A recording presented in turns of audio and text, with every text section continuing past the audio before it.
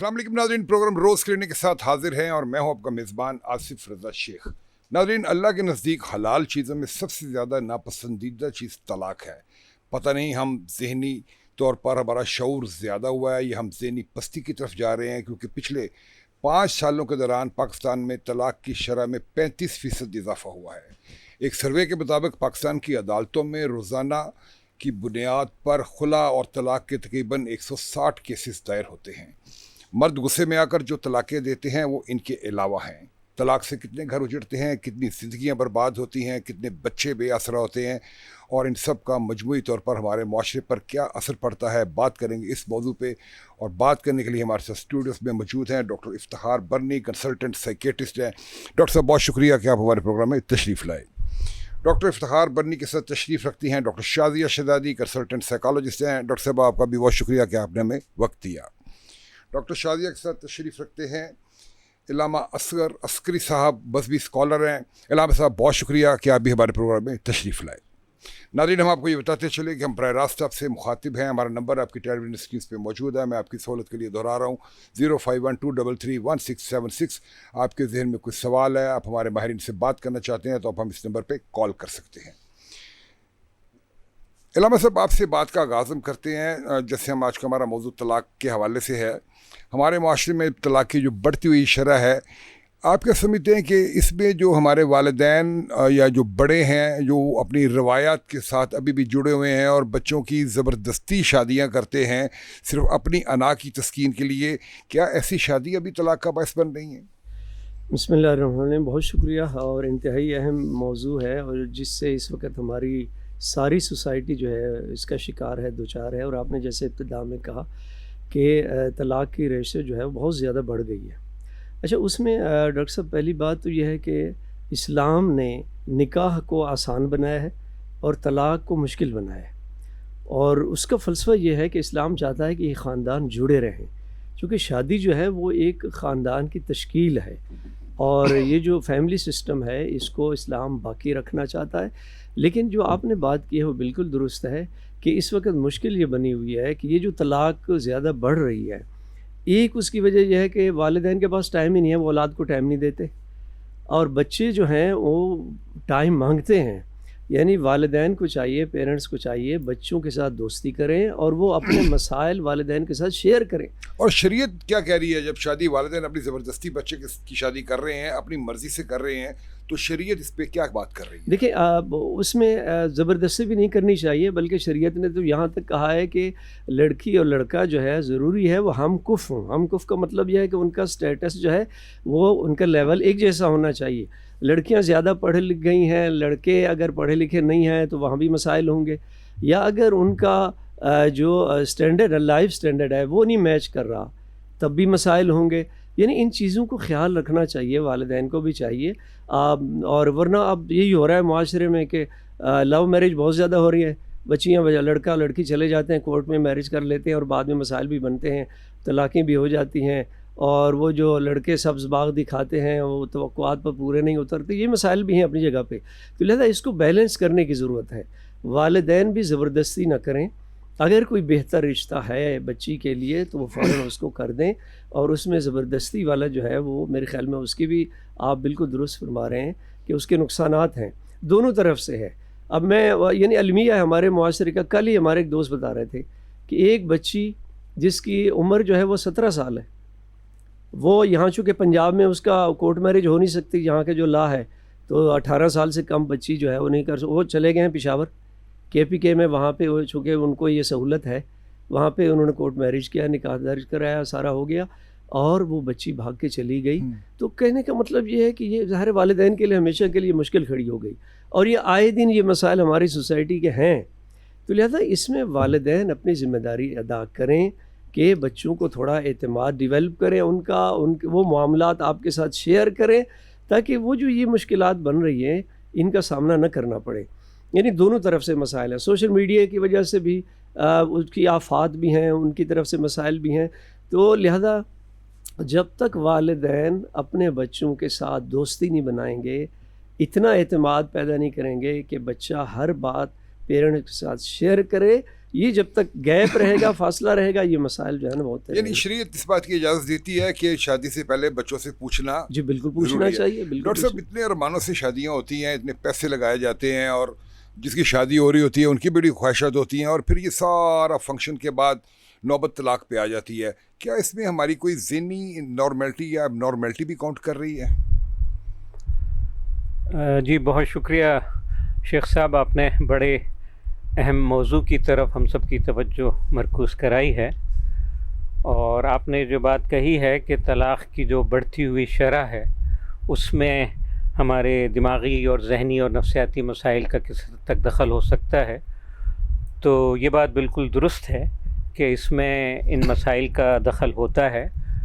और ख़ास तौर पे जो आपने बताया कि पिछले 5 सालों में 35% तक शरह बढ़ चुकी है तलाक़ की, ये वाकई बड़ी चौंका देने वाले अदाद व शुमार हैं और इस पे गौर करने की ज़रूरत है। और इसमें तो मैं समझता हूँ कि ये जो इजाफ़ा हुआ है इनको आप सिर्फ़ ज़हनी या नफ्सियाती नहीं कह सकते, बल्कि इसमें मैं समझता हूँ कि सोशल मीडिया का बहुत ज़्यादा दखल है। और जिस तरीक़े से हमारे आजकल ड्रामे आ रहे हैं, बल्कि तलाक़ को भी बड़ी हद तक ग्लैमराइज़ कर दिया गया है कि ये तो कोई बुरी बात ही नहीं है, कोई मायूब चीज़ ही नहीं है, होना चाहिए। और इस तरीक़े से लोग फिर इस रास्ते पे चल निकलते हैं। देखिए, जहाँ तक ज़हनी और नफ्सियाती मामलात का सवाल है तो इसमें यकीनन हमारे बहुत सारे ऐसी चीज़ें होती हैं, पर्सनालिटी की या शख्सियत की खूबियाँ या ख़ामियाँ होती हैं कि जिनका इसमें दखल होता है कि बाज़ लोग बहुत ज़्यादा गुस्से वाले होते हैं, जज्बाती तौर पर वो बेकाबू हो जाते हैं। कुछ लोगों को यासियत या डिप्रेशन की बीमारी हो जाती है, बीमारी की वजह से उनमें चिड़चिड़ापन आ जाता है और गुस्सा उन्हें आता है, लाताल्लुक़ हो जाते हैं और अज़वाजी ताल्लुक़ात में उनकी तरफ से ज़ाहिर है फिर कमी और कोताही का मुज़ाहरा होता है और सही तौर पे वो अज़वाजी ज़िम्मेदारियाँ अदा नहीं कर पाते। कुछ ऐसे लोग हैं कि जिनकी बड़ी इम्पल्सिव किस्म की पर्सनालिटी होती है, बड़े गुस्से वाले होते हैं, एकदम जो है गुस्सा उनका लावे की तरह उबल पड़ता है, इसका भी गलत असर पड़ता है। कुछ लोग बेजा किस्म के एहसास बर्तरी का शिकार होते हैं, जिसको उर्दू में नरगिसियत कहा जाता है या नार्सिसिस्टिक पर्सनालिटी डिसऑर्डर। डॉक्टर साहब, अभी हम तफसीली बात करते हैं। कॉलर हमारे साथ हैं। अस्सलाम वालेकुम। अस्सलाम वालेकुम। वालेकुम अस्सलाम। डॉक्टर साहब क्या है, ठीक ठाक? जी अल्लाह का शुक्र। क्या पूछना चाहेंगे? ये मैं यही पूछना चाहता हूँ कि ये जो लिखा हुआ है ना ऊपर, अगर होते और शख्सी जो इस तरह जो तलाक, तो इसके बारे में पता करना था कि आजकल तो ये चीजें बहुत ज्यादा हो रहा है ना। ये मैं पता करना था कि ये जो है ना साइको की वजह से होता है या डिफरेंशियल की वजह से, इसी तरह इसके बारे में पता करना था। जी, गुस्सा कहते हैं जी मुझे बहुत आ रहा है और इसमें इसकी क्या वजह है कि ये कोई प्रॉब्लम है, कोई नॉर्मली शायद वही पूछना चाह रहे हैं कि क्या आउटर एनवायरनमेंट इसकी वजह है या कि मेरे अंदर कोई प्रॉब्लम आ रही है जिसकी वजह से गुस्सा आ रहा है? देखिए, दोनोन बातें मुमकिन हैं। हाँ। और बाज़ औक़ात आदमी का अपना मिजाज होता है कि उनके अंदर बर्दाश्त कम होती है और वो छोटी छोटी बातों पे रद्द अमल की नफ्सियात का शिकार हो जाते हैं और उन्हें गुस्सा ज़्यादा आने लगता है।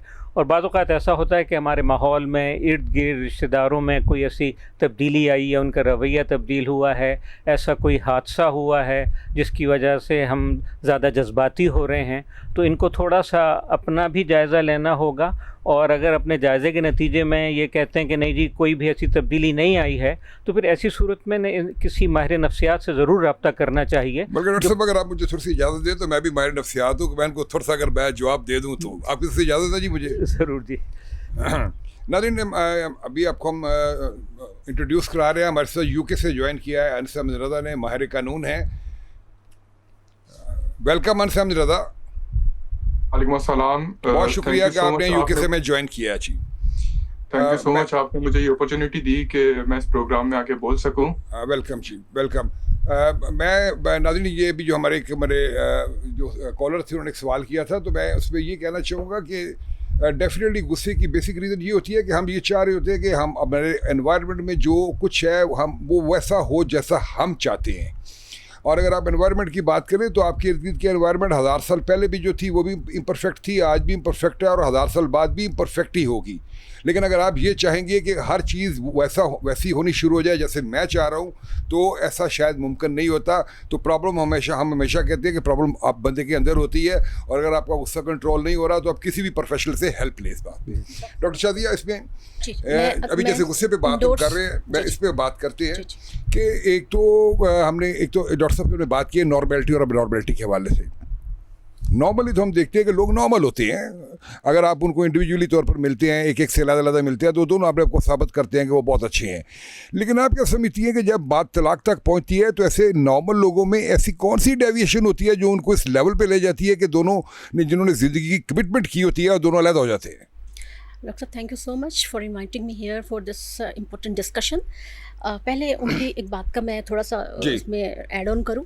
दो फैक्टर हैं, एक्सटर्नल फैक्टर और internal factor. External factor job का मसला है, कारोबार का मसला है, पैसे पूरे नहीं हो रहे, आमदनी नहीं आ रही है, और जब वो घर पहुंचते हैं तो वो इंटरनल फैक्टर है। बच्चे नहीं सही पढ़ रहे, बेगम के साथ लड़ाई हो जाती है, तो वो दोनों चीज़ों से कॉप अप नहीं कर पा रहे, एक्सटर्नल वर्ड से और इंटरनल वर्ड से। इसकी वजह से वो हर वक्त उस एंगर में और उस सिचुएशन में रहते हैं। अच्छा, अभी आपने ये कहा कि कौन सी ऐसी चीज़ है कि जो नॉर्मल इंसान को उस इब्नॉर्मलिटी पे ले जाती है, वो कॉप अप नहीं कर पा रहे होते। डॉक्टर साहब, जो एक नॉर्मल इंसान है और एक वो इंसान जो ज़हनी तौर पर मुतवाज़न इंसान है, वो अपनी शादीशुदा ज़िंदगी के अंदर एहतराम, इज़्ज़त और बर्दाश्त और ज़िम्मेदारी का मुज़ाहरा करता है। जब ये तीनों चीज़ें उस मैरिड लाइफ में से निकल जाती है ना, वहाँ पर इशू आता है कि आप एक दूसरे की इज़्ज़त नहीं कर रहे, आप एक दूसरे का एहतराम नहीं कर रहे और आप ज़िम्मेदारी का मुज़ाहरा नहीं कर रहे। इमैच्योरिटी है, छोटी छोटी बातों को बड़ा फसाना बना देते हैं। और जो नॉर्मल लोग होते हैं, समझदार होते हैं, वो छोटी छोटी बातों को फसाना नहीं बनाते, वो उसको समझ बूझ के मुताबिक हल कर लेते हैं। जो जिसकी हम शादी की बात करते हैं ना, तो ये सिर्फ एक मोहब्बत का नाम नहीं है कि शादी होगी और दो लोगों में मोहब्बत ही, तो नहीं, ये एक पिलर है। इसके बहुत सारे पिलर्स हैं। सिक्योरिटी इसका पिलर है, मोहब्बत इसका पिलर है, understanding, mutual understanding and mental compatibility, ये उसके पिलर्स हैं सारे। और ये बहुत सारे पिलर्स हैं। आजकल की जो जनरेशन है वो समझती है बस शादी कपड़े हैं, इंजॉय है, घूमेंगे फिरेंगे। No, it's a proper responsibility. जब वो उस रिस्पॉन्सिबिलिटी को उठाने में नाकाम हो जाते हैं तो वहाँ से उनके इश्यूज़ शुरू हो जाते हैं और फिर उनको एक दूसरे के अंदर खामियां नज़र आनी शुरू हो जाती हैं। डॉक्टर शादिया, मैं थोड़ा सा इसमें ना वजाहत करें इस बात की। अफसानों में हम इस पे बात करते हैं। कॉलर हमारे साथ है क्या? अस्सलाम वालेकुम। जी वालेकुम सलाम सर, मैं लाहौर से बात कर रही हूँ। जी जी।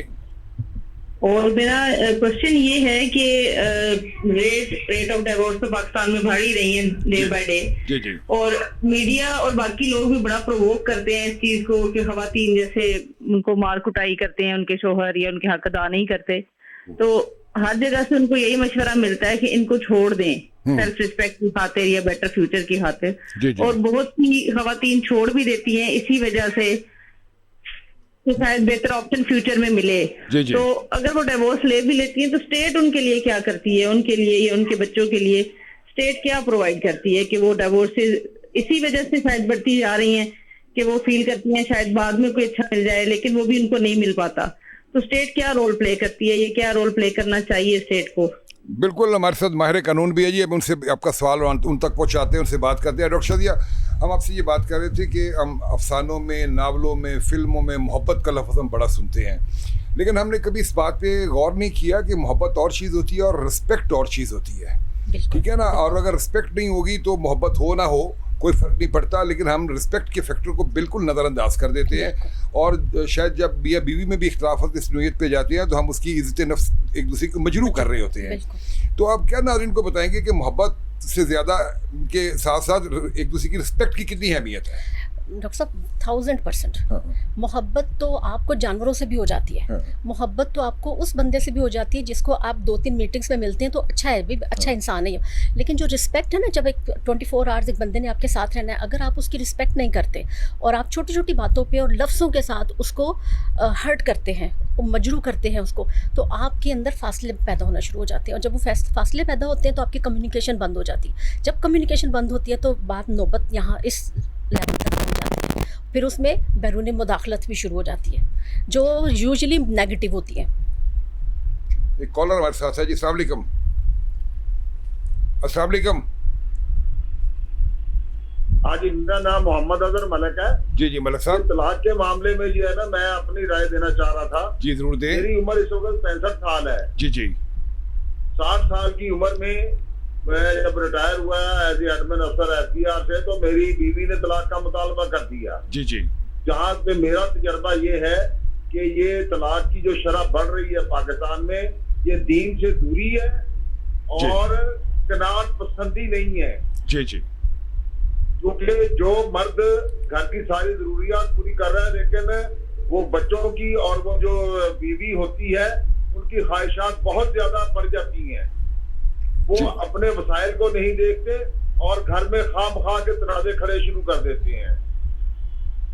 तो तलाक की मेन वजह इस दीन से दूरी है। कनात पसंदी से बहुत दूर है लोग। ओके जी, ओके, इसलिए थैंक यू। इलामा साहब, जैसे भी उन्होंने बात की, बस हम आज से 50 साल या 100 साल पहले चले जाएं तो लोग एक दूसरे से निभाते थे जी जी। और इख्तलाफत भी होते थे तो निभाते थे। और आजकल हम देखते हैं ख़ासतौर पर ऐसी ख़वातीन शादी आपसे मादत के साथ कि जो जॉब करती है ख़ासतौर पर, तो वो ये समझती है कि वो इंडिपेंडेंट है, उनको किसी की ज़रूरत नहीं है। तो क्या ये वाकई दीन से हम दूर हो गए हैं?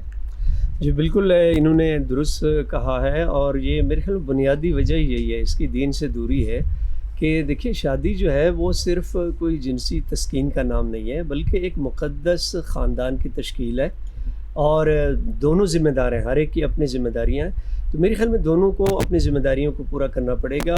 चूँकि हम सोशल मीडिया पे ये सारी चीज़ें देख रहे हैं, मालूमात की इतनी भरमार है कि मादियत की तरफ एक रुझान बढ़ रहा है और एक दौड़ है जनाब कि फ़लाना उनके वो ज़िंदगी में ये उनके वसाइल हैं, सहूलियात हैं, हमारे पास नहीं है। तो मेरे ख़्याल में इस्लाम और दीन ये कहता है, आपने बिल्कुल दुरुस्त फरमाया कि आज से हम 40 साल 50 साल पहले चले जाएं तो यही ख़ानदान जनाब कुछ भी नहीं होता था, घर में फाके होते थे, कभी भी तलाक नहीं होती थी।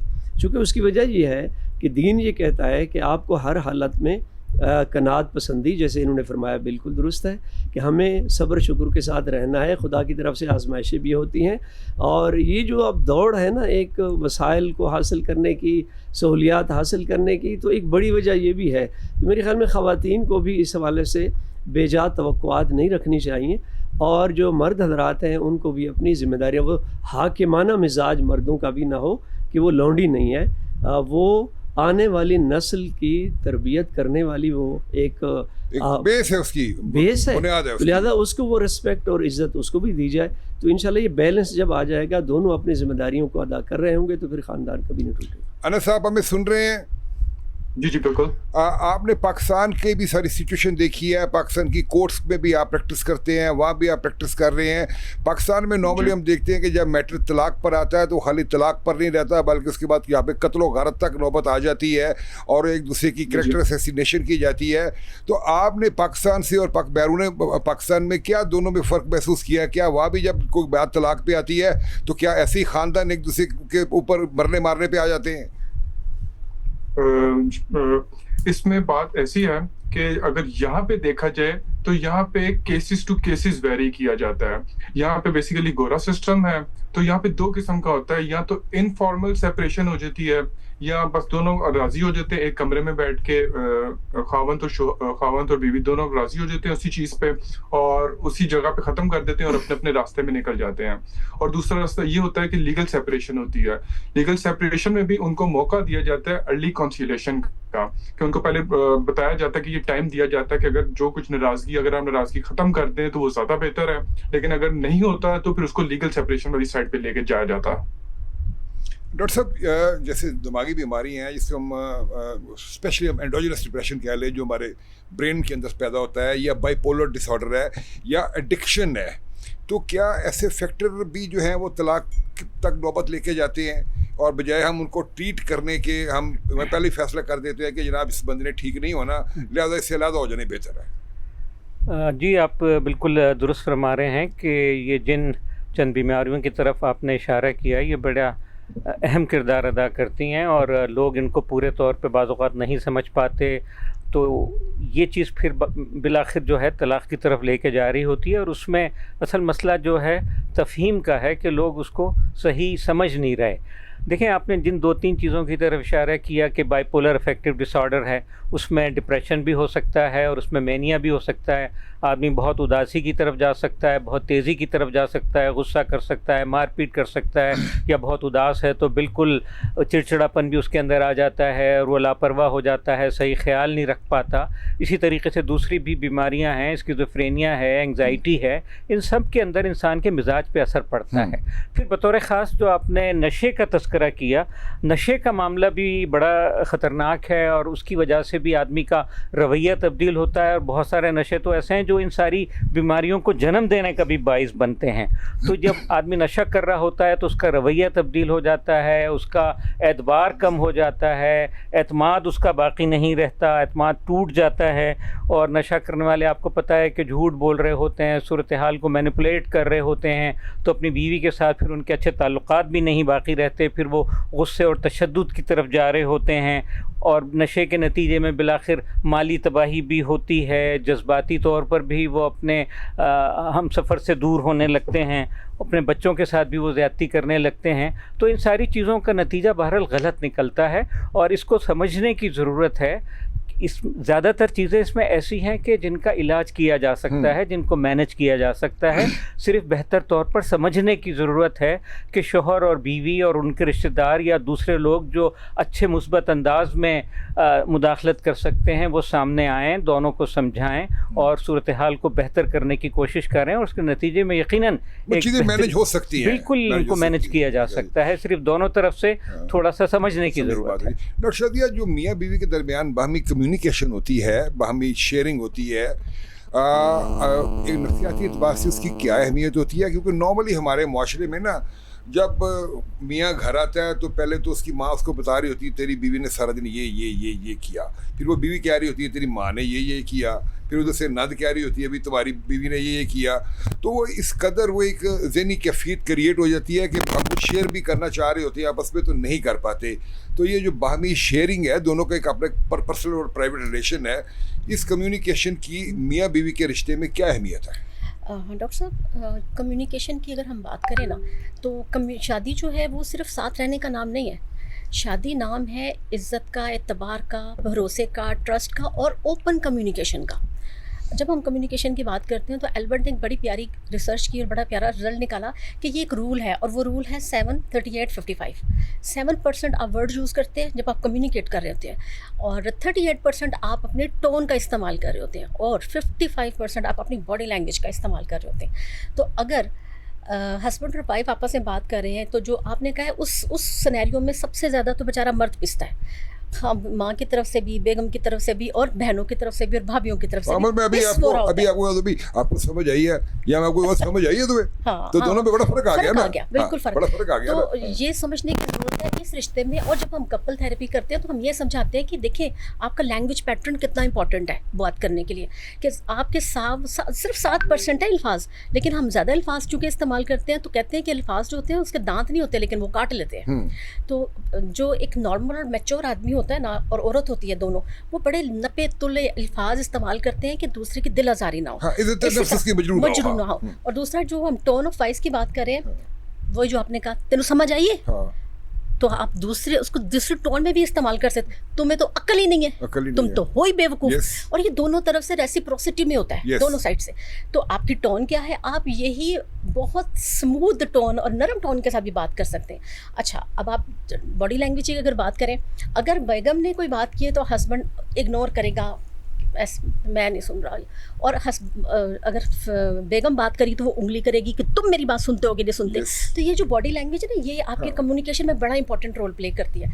जब इस किस्म की सिचुएशन हो जाए घर में या कुछ इस किस्म का मसला हो जाए तो बहुत ज़रूरी है आप दोनों बैठ कर यहाँ पे हस्बैंड तक के फासले ना बढ़े, पॉजिटिव कम्युनिकेशन करें और उस कम्युनिकेशन की टोन को स्लो रखें, नरम रखें, क्योंकि नरम, अल्लाह ने कहा है कि नरमी से बात करो, शायद वो तुम्हारी बात समझ। कितना फ़र्क पड़ जाता है कि मैं कहूँ जी तुम तो हो ही गलत, तो या मैं कहूँ कि यार आपकी इस बात से मुझे तकलीफ हुई है, तो दोनों में बड़ा फ़र्क पड़ गया। इलामा साहब, अभी आपने कोर्ट मैरिज की बात की, पहले शरीयत में कोर्ट मैरिज की क्या हैसियत है?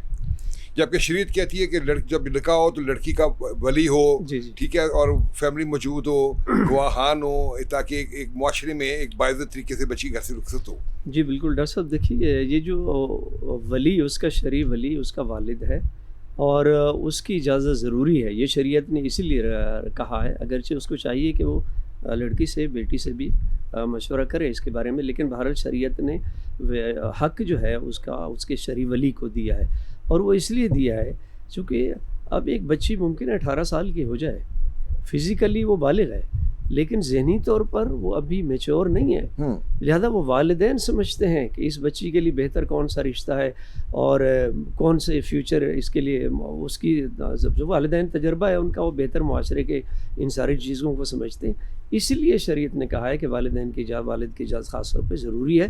उसकी वजह यह है कि बच्चियाँ जो जज्बात में आके एहसासाती होती हैं, जज्बाती होती हैं, बाज़ गलत फ़ैसले भी कर लेती हैं। और ये भी मैं आपको बता दूँ रसब के जो लव मैरिज है उसमें तलाक़ की रेशो ज़्यादा है अरेंज मैरिज की निस्बत। जी जी। चूँकि इसकी वजह यह है कि वो वालिदैन की मुशावरत उसमें शामिल नहीं होती, वो अपने तौर पे लड़की अपनी एक्सपेक्टेशन बहुत बढ़ जाती है और फिर बाद में वो चीज़ नहीं होती, तो इसलिए फिर वो फ़ौरन एकदम से वो पीछे भी हट जाती है। मौलाना साहब की बात को एंडोर्स करते हुए कि उसमें फैमिली इन्वॉल्व हो जाती है, जो अरेंज मैरिज है। जी फैमिली। और जो लव मैरिजेस है उसमें फिर फैमिली इन्वॉल्व नहीं होती, तो वो कहते हैं कि आप लोग पहले कुछ और दिखता था, अब कुछ और दिखता है, तो आप खुद ही भुगतो। अनस, बात ये है कि हमारे माशरे में ना अक्सर जो है घरों में तशद्दुद के वाक़यात बहुत होते हैं। अक्सर खामद जो होते हैं बीवियों को मारते हैं, कुछ रिपोर्ट होते हैं मैटर्स, कुछ रिपोर्ट नहीं होते। लेकिन अगर एक खामद अपनी बीवी पे हाथ उठाता है, फिज़िकल तशद्दुद करता है, तो कानून इस हवाले से क्या एक जो औरत होती है उसको तोहफ़्फ़ुज़ फराहम करता है? देखें, इसमें बात ऐसी है कि पहले तो मैं समझता हूँ कि ताली कभी एक हाथ से नहीं बजती, दोनों के अपने अपने रोल होते हैं। तो अगर मैटर इतना ज़्यादा बढ़ जाता है कि तशद्दुद की तरफ आ जाता है, तो हमारा कानून, हमारा लॉ, ये 2021 में एक बिल पास किया गया जिसका नाम था डोमेस्टिक वायलेंस बिल, जो कि प्रिवेंशन एंड प्रोटेक्शन प्रोवाइड करता है। उसके अंडर अगर जो रिपोर्ट किया जाता है तो उसमें सबसे पहले सिंपल इम्प्रिजमेंट है जो कि 3 साल तक की जा सकती है। फिर उसके बाद पीपीसी का एक और सेक्शन है 37A till 37Y, जिसमें इंजरी आती है और हर्ट भी आता है उसके अंदर किसी भी किस्म का।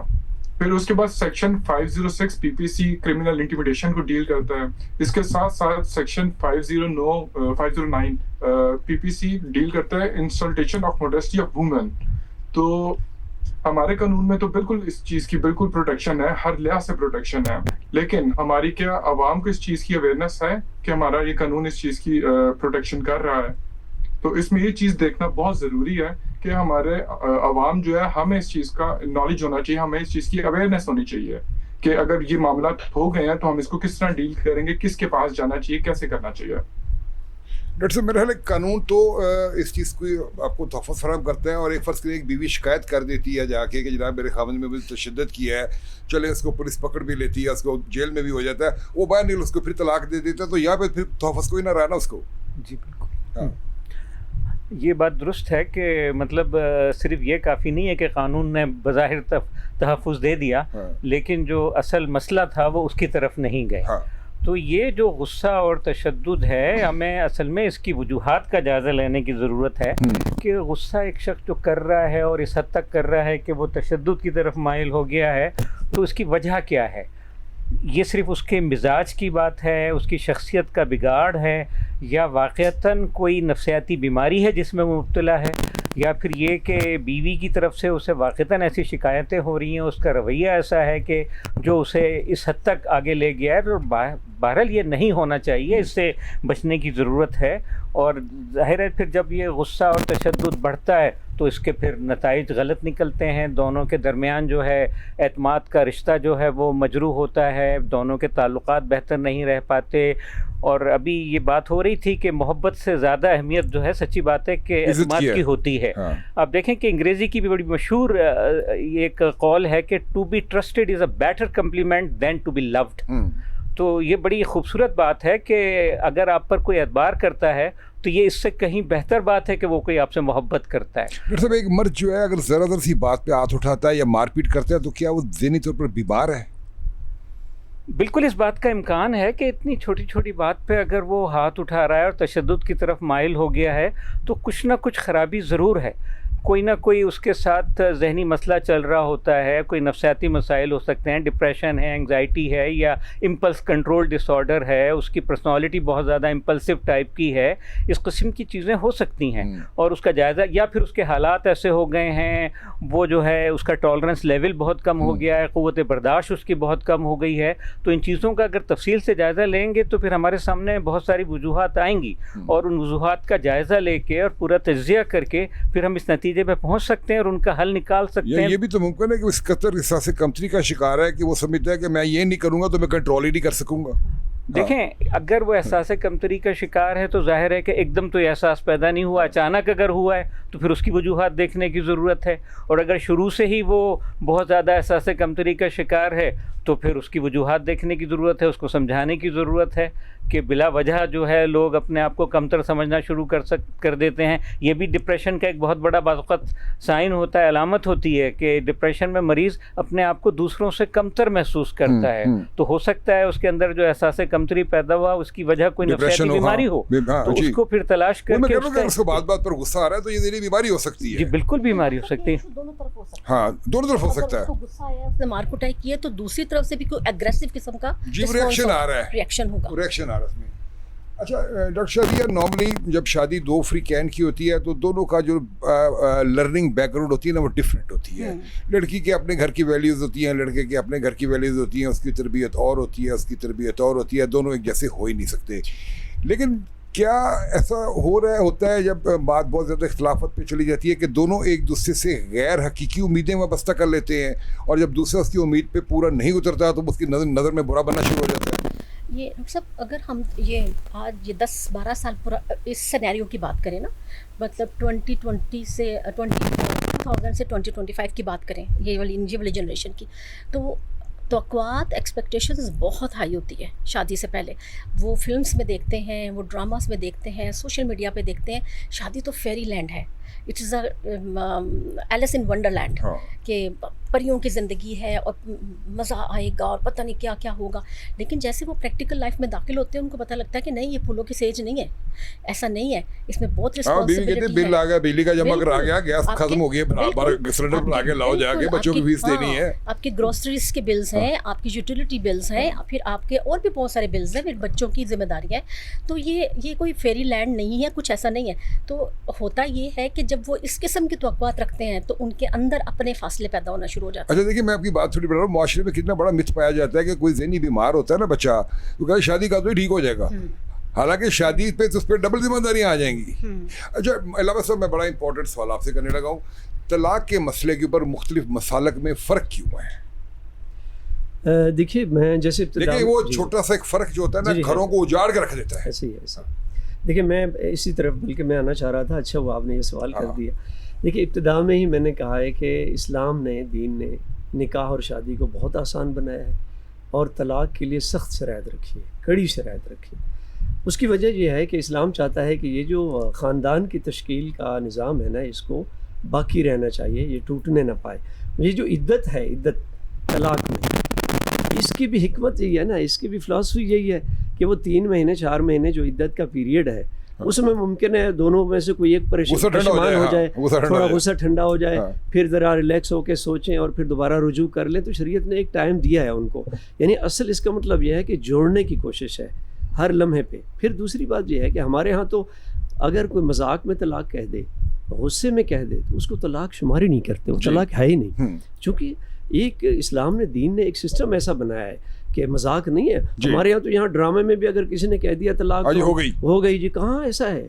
नहीं होती तलाक, ना मजाक में होती है, ना होशो हवास के साथ हो, बाकायदा उसमें 2 आदिल गवाह होने चाहिए, जो उसमें अरबी में सीगा पढ़ा जाए तलाक का बाज़ाब्ता तौर पर, यानी वो सारी शराइत हैं। तो लिहाजा खुदा के लिए इतना आसान न बनाए इस तलाक के सिस्टम को। इब्तिदा में ही आपने वो हदीस का हवाला दिया कि ऐसा हलाल है जो खुदा के यहाँ सबसे ज़्यादा नापसंदीदा अमल है, ख़ानदान टूट रहे होते हैं। तो मैं इसी के साथ एक और बात बड़ी अहम है, अभी इब्तिदा में आप मैडम से बात कर रहे थे। देखिए, हमारे यहाँ जो पढ़े लिखे मुआशरे हैं उनके यहाँ एक काउंसलिंग का सिस्टम होता है बाकायदा। शादी से पहले मुख्तलिफ़ दफ्तर बने होते हैं, ऑफिसेज़ होते हैं, वो लड़की लड़का वहाँ चले जाते हैं, वो जो मुशावरीन बैठे होते हैं, काउंसलर, वो उनको गाइड करते हैं, बराबर बताते हैं शादी है क्या, कैसे रहना है, क्या क्या। हमारे यहाँ चूँकि वो सिस्टम डेवलप नहीं हुआ काउंसलिंग का, इसलिए छोटी छोटी बात पे गुस्सा भी होता है तो टूट जाते हैं घर वाले और तलाक़ें हो जाती हैं। तो मेरे ख्याल में गवर्नमेंट सतह पे भी कोई ऐसा सिस्टम बनाया जाए काउंसलिंग का कि इसको गली मोहल्ले में जो अप्रोचेबल भी हो, सबके लिए आसान सिस्टम बनाएं कि लोग वहाँ जाएं, वहाँ उनकी तरफ रुजू करें। अच्छा, लड़की लड़के को पता नहीं होता अभी शादी है क्या चीज़, कैसे गुजारो, वही सोशल मीडिया से जो चीज़ें देखी होती हैं वो उसी को शादी समझ रहे होते हैं। तो एक इस्तेहकाम और मजबूती जो है इसमें वो तब लाई जा सकती है जब ये गली मोहल्ले में काउंसलिंग का सिस्टम हो और उनकी रहनुमाई की जाए प्रॉपर, क्योंकि दीन का बुनियादी मकसद मुआशरे की तश्कील है, मुआशरे का बिगाड़ नहीं है। जैसे भी मेरे कॉलर ने एक सवाल किया था कि अगर मर्द किसी को तलाक देते हैं तो औरत को उसके बाद क्या तोहफा हासिल है, तो मैं आपसे यही पूछना चाहता हूँ कि अगर एक मर्द बिला वजह अपनी बीवी को घर से निकाल देता है तो और वापस नहीं लाता, तो कानून बीवी को क्या तोहफा फराहम कर रहा है? अगर खावंद अपनी बीवी को बगैर किसी रीजन के घर से निकाल देता और वापस भी नहीं ला रहा, तो ये सीधे सीधे क्रिमिनल ऑफेंस के अंदर फॉल करता है। अच्छा, उसमें क्या चीज है कि अगर वो सिर्फ वर्बली प्रोनाउंस कर देता है, लाइक कि वो बस जुबानी कह देता है कि तलाक हो गई है, तो इस और उसके बाद वो काउंसिल को, यूनियन काउंसिल को भी नोटिफाई नहीं करता, जाके बताता नहीं है, तो ये भी क्रिमिनल ऑफेंस है, क्रिमिनल ऑफेंस में फॉल करता है, जिसकी सजा 1 साल तक कैद और फाइन तक है। यानी वो औरत कानून को, अदालत को रुजू कर सकती है कि मेरे साथ ये ज्यादती हुई है?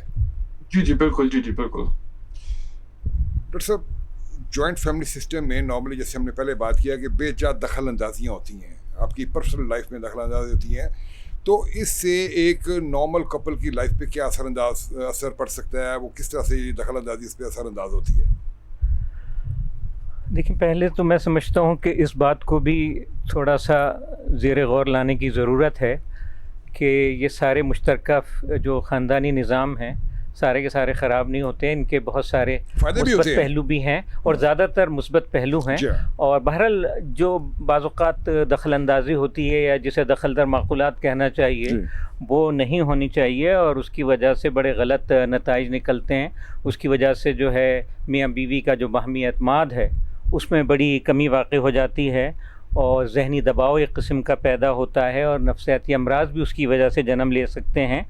और होता यह है कि मामूली सा इख्तलाफ होता है, लेकिन ये दखल देने वाले जो लोग हैं जो बेजा दखल अंदाजी करते हैं, ये उस छोटे से झगड़े को बहुत ज़्यादा बढ़ा देते हैं। ये बड़ी गलत चीज़ होती है और उसकी वजह से फिर ये नतीजा भी निकलता है कि मियाँ बीवी के जो ताल्लुकात होते हैं वो तो मुतासिर होते ही हैं, लेकिन जो ये ख़ानदान के दूसरे अफराद होते हैं और जो एक तवाज़ुन के साथ चलने की ज़रूरत होती है कि मियाँ बीवी के आपस के ताल्लुकात, उनके बच्चों से ताल्लुकात और ख़ानदान के दूसरे लोगों से ताल्लुकात, इन सब के अंदर एक तवाज़ुन और एतदाल होना चाहिए। लेकिन लोगों की बेजा दखल अंदाजी की वजह से ये तवाज़ुन ख़राब होता है और फिर बाज़ औक़ात तो बिल्कुल एक गिरोहबंदी की शक्ल पैदा हो जाती है। नहीं डॉक्टर साहब, इस तवाज़ुन में ये भी तो ज़रूरी है कि बंदे का शौरी तौर पर खुद ग्रोन अप होना भी तो बहुत ज़रूरी है ना, बिल्कुल, ये चीज़ों को समझ सके कि मैंने किसको रिएक्ट करना है और किसको ऑब्जर्व करना है। असल में होता यही है कि ये जो लोग दखल दे रहे होते हैं ये मर्द की या औरत की इस कमी का नाजायज़ फ़ायदा उठाते हैं कि वो बाज़ औक़ात नहीं समझ पाते,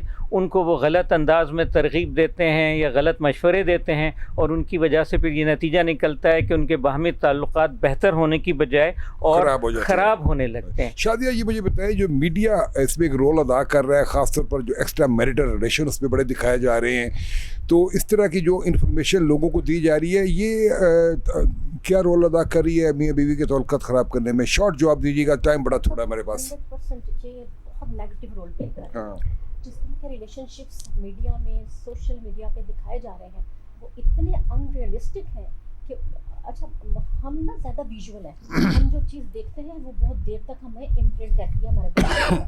हम सुनी सुनाई बातों को सुनते हैं और गो थ्रू कर देते हैं, लेकिन जो चीज़ हम देखते हैं हम कोशिश करते हैं वो हम इम्प्लीमेंट करें।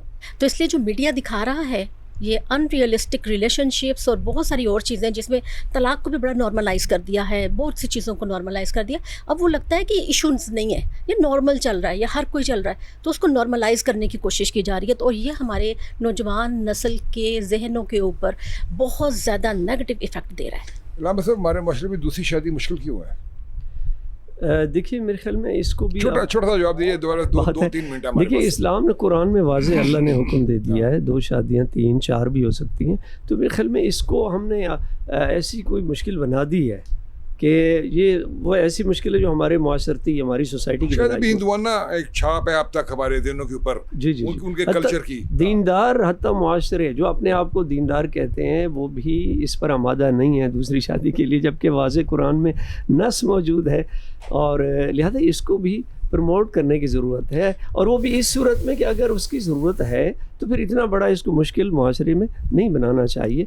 और आप अम्बिया की तारीख़ देखें, औलिया की तारीख़ देखें, तो उनके यहाँ कई शादियाँ हैं, तो इसका मतलब है ये इस्लाम हो सकती है, लेकिन वो हम मजबूर हैं अपने कल्चर वर्ड से। छोटा सा जवाब दीजिए, नॉर्मली जो गैरत के नाम पे कत्ल होते हैं उसमें करीबी रिश्तेदारियाँ होती हैं और वो रिश्तेदार एक दूसरे को फिर माफ़ कर देते हैं और मुजरम सज़ा से बच जाते हैं। क्या ऐसे कानून में अमेंडमेंट होनी नहीं चाहिए कि जो किसी को कत्ल करता है नाहक और गैरत के नाम पे जो कत्ल होते हैं उसमें भी मुजरमों को सज़ा मिलनी चाहिए? हमारे मुल्क में, पाकिस्तान में तो खैर ऐसा ही है कि जब भी इसकी गैरत के नाम पे कत्ल किया जाता है तो या तो आपस फैमिली मैटर में जाके सॉर्ट आउट हो जाता है, जिरगा सिस्टम में बैठ के सॉर्ट आउट कर लिया जाता है, या पैसे दे के कोई सॉर्ट आउट किया जाता है, प्रॉपर्टी दे के सॉर्ट आउट किया जाता है। लेकिन इसमें बाकायदा कोई बिल पास किया जाना चाहिए और लॉ बनाना चाहिए इसके ऊपर भी कि जो भी है एक कत्ल तो है और एक कत्ल पूरी इंसानियत का कत्ल है। बहुत शुक्रिया डॉक्टर साहब, आपका बहुत शुक्रिया। डॉक्टर शादिया आपका बहुत शुक्रिया। लामा साहब आपका शुक्रिया। अन साहब का भी बहुत शुक्रिया। बात कर रहे थे नाज़रीन तलाक के हवाले से। शादी के मसाइल हमेशा, जैसे हमने पहले भी बात की, उस वक्त पैदा होते हैं जब एक फ्रीक ये चाह रहा होता है कि दूसरा उस जैसा हो जाए, जो कि मुमकिन नहीं होता, क्योंकि दोनों फ्रीक जो मियाँ बीवी होते हैं उनकी दोनों की फैमिलीज अलग होती हैं, उनकी लर्निंग डिफरेंट होती है, उनकी एजुकेशन डिफरेंट होती है, उनकी तरबियत डिफरेंट होती है। लेकिन तलाक के बाद दोनों फ्रीकैन का क्या हाल होता है, बच्चे किस तरह से बेआसरा होते हैं, ये शायद हम उस वक्त ये नहीं सोचते। और अगर हम थोड़ी सी बर्दाश्त से काम लें तो ना सिर्फ एक घर बचता है बल्कि एक पूरा मुआशरा एक बर्बादी से बच सकता है। नाज़रीन, प्रोग्राम का वक्त ख़त्म हो जाता है। आपसे मुलाकात होगी अगली इतवार। मौजू ये बहुत लंबा है, इसके ऊपर हम कोशिश करेंगे कि एक आध प्रोग्राम और करें। आपसे मुलाकात होगी अगली इतवार। अपना और अपनी फैमिली का ख्याल रखिएगा। अल्लाह हाफ़िज़।